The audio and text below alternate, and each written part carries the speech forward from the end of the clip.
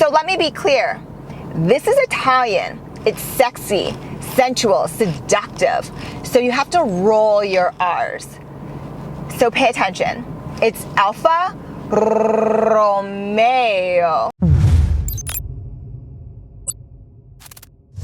Hey guys, I'm Juliana, your automotive woman, and this week I'm behind the wheel of the all-new 2023 Alfa Romeo Giulia all-wheel drive Estrema.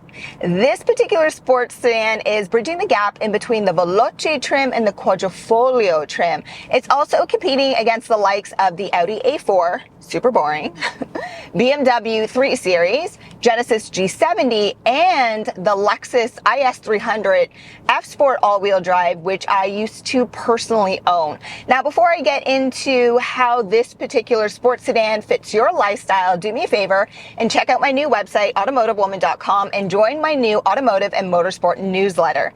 Now, here's what's new in 2023. All new for 2023 is the Alfa Romeo Giulia Lusso trim and the special edition Estrema trim, or essentially translated to extreme in English.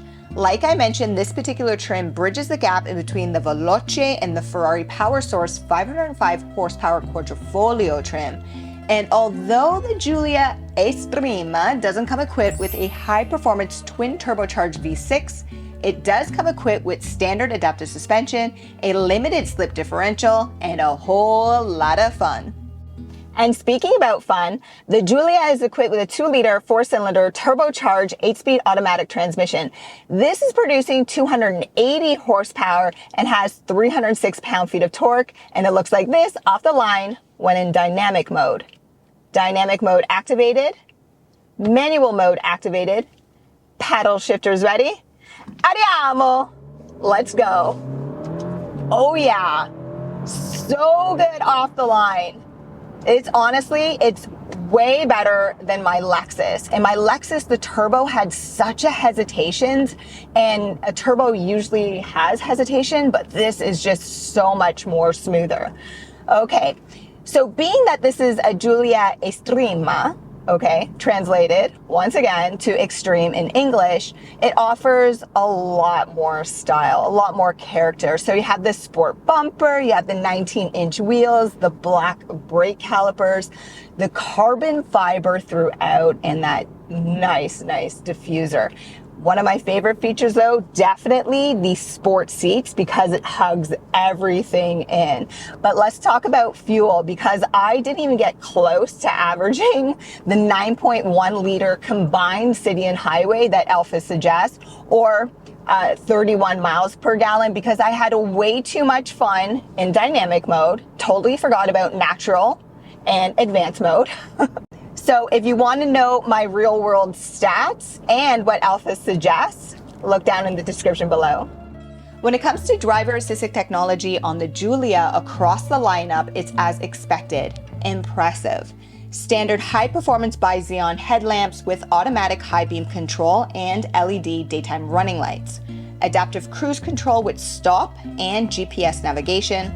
Front and rear park assist. Forward collision warning with a backup camera and dynamic grid lines. Additional driver assistive technology with the optional Active Assist Plus package includes intelligent speed assist, Alfa's highway speed assist, traffic sign recognition with traffic jam assist, and both blind spot and lane keep assist. Yep, there's a whole lot of assist. So I absolutely love this interior. I love the leather, the genuine carbon fiber, the attitude and the design of the steering wheel looks so good. But I also really appreciate from a driver standpoint that Alfa offers both a touchscreen and hard buttons or dials, because it makes everything quicker and it reduces touch points as well. But I'm gonna do what I always do, and I'm gonna start up top with the dual panel sunroof, which is power operated in the front and then manual to open in the rear. Both seats up front are power operated and heated, not ventilated in on this particular model. And the steering wheel, which again looks amazing, is also heated. Now for shortcuts, look over on the left side of the dash to activate or deactivate parking assist sensors. And then your auto on-off idling for stop signs is also on that side. On the right side of your steering wheel, you'll find your shortcuts for your audio sound system, voice command, and Bluetooth buttons. As for the infotainment system, navigation I already mentioned is standard, and so is Android Auto, Apple CarPlay, and Wi-Fi. Now, when it comes to this infotainment system, it's completely customizable. So you could actually move around these features. What I recommend that you do, especially if you're particular about your driver assisted technology, sit with your Alpha specialist, go through it, and activate and deactivate what you don't like. And then if you're into performance, well then just keep it on your performance page, and you can even watch your like boost. It's really cool. Like I said, if you're into performance and you're into tracking as well, you're gonna appreciate this particular illustration on this page. When it comes to connectivity, yeah, pretty decent. So up front, you have a 12-volt port and you have a USB-C. Inside your front center console, this is where you're going to find your standard mobile charge pad, which is fantastic, and also one USB, one auxiliary port, and one USB-C. And then I really like this. So the Giulia comes equipped with a remote starter. Of course, you could also ask your specialist about the Alpha Connect app too. But on your key fob, you'll have your remote start and a personalized slot for your key fob. Technically, the Giulia is a 5-seater sports sedan, but 4 individuals are going to fit comfortably throughout, because back here does get a little bit tight. Now, if you're familiar with my channel, you know I'm only 5'3", so I never complain about leg or head space. And when I compare it to my Lexus IS, this is a little bit tighter in my opinion, especially because the front center console protrudes back here. But that aside, the good news is rear heated seats is absolutely standard, which is amazing. Now, when it comes to storage throughout, yeah, it's really tight. Again, sports sedan, right? So it doesn't matter if you're sitting up front or back here, it's very tight and narrow. But the good news is you have a secret storage compartment on the left-hand side where you can stick your membership cards, gas cards, or hide your speeding tickets.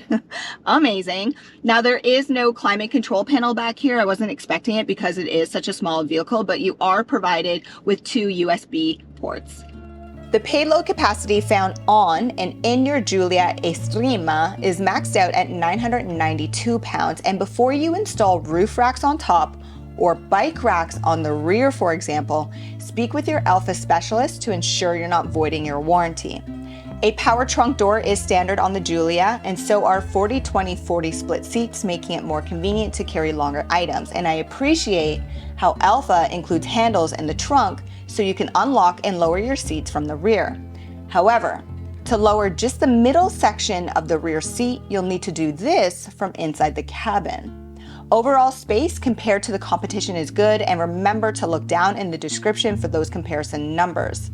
Lastly, your Giulia should be equipped with run-flat tires, so you're not provided with a spare tire, but you are provided with a tire repair kit. 2023 Alfa Romeo Giulia Estrema all-wheel drive final impressions. And these are the things that I'm just personally picky about first. So if this was my Giulia, I'd go with the orca color that was on the Stelvio because it was so nice, elegant, classy. Or I'd go with the white and make sure everything was blacked out with the carbon fiber. I think it would look really sharp. And then I would 100% make the exhaust louder. This is Italian, okay? Italian, we're loud, we're expressive. I want to hear the exhaust more.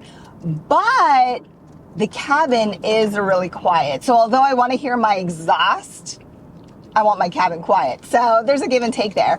And then just like the Stelvio, I would make the paddle shifters more attached to the steering wheel as opposed to the steering column because I have smaller hands. So when you do any aggressive turning, the paddle shifters don't really turn with me, right? I'm a woman, I have smaller hands. So I mean, that aside, it's fine for a man. And those are the things that I'm just personally picky about. But you know, regardless, the overall drive this week has been amazing. Like, you can tell that it has adaptive suspension. It's just so smooth. Traction, really good. Of course, you have that limited slip diff, right? Overall visibility, it's a small sports sedan, so it should have really good visibility. So it doesn't matter if you're making a left or right hand turn. The A-pillars are really thin. There's no blind spot, right? And if you don't like the vibrations because of the driver assisted tech, again, just go through your infotainment system and change that with your Alfa specialist. And when you're actually driving on the road or on the highway, if you use your turning signals, it eliminates the vibration when you go to the switch lanes. Okay, so FYI, just FYI. Then if you look down in the description, remember I provide you with so many links down there. I try to make your purchasing experience easier. Remember to check out my new website, subscribe to my newsletter, and while you're down there, also connect with me on social media. That's it, guys. Thanks for watching.